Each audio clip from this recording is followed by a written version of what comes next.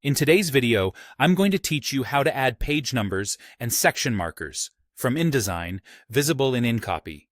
We'll start in InDesign by setting up automatic page numbers on your master page. Open your master, such as a master, and create a text frame exactly where you want the number to appear.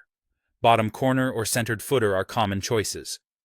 With the frame active, go to the Type menu, choose Insert Special Character, then Markers, and click Current Page Number. On the master, you'll see a placeholder character, but don't worry, that will turn into the correct number on document pages. Take a moment to style it so it matches your layout. Adjust the font, size, and alignment, and nudge the frame so it sits neatly within your margins. If your document uses facing pages, make sure the frame appears on both left and right masters so the numbers align consistently across the spread.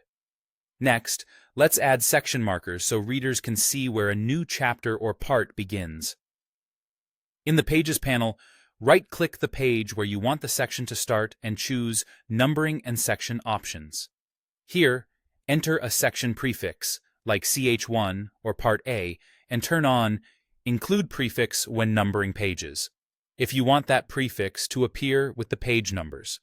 This helps create a clear, navigable structure throughout your document. Now head back to your master page and place your cursor in a text frame where you want the section label to appear. From Type, go to Insert Special Character, then Markers, and select Section Marker.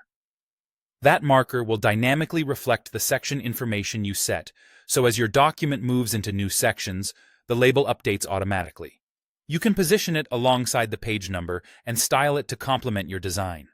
Once that's set, it's time to review everything in InCopy. Open the InDesign file in InCopy and switch to Layout View.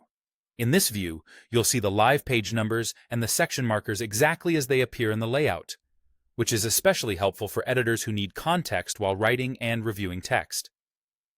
If anything doesn't look right, like alignment or font, return to the InDesign master. Make the adjustments, and they'll carry through to InCopy the next time the file is opened or updated. And that's it.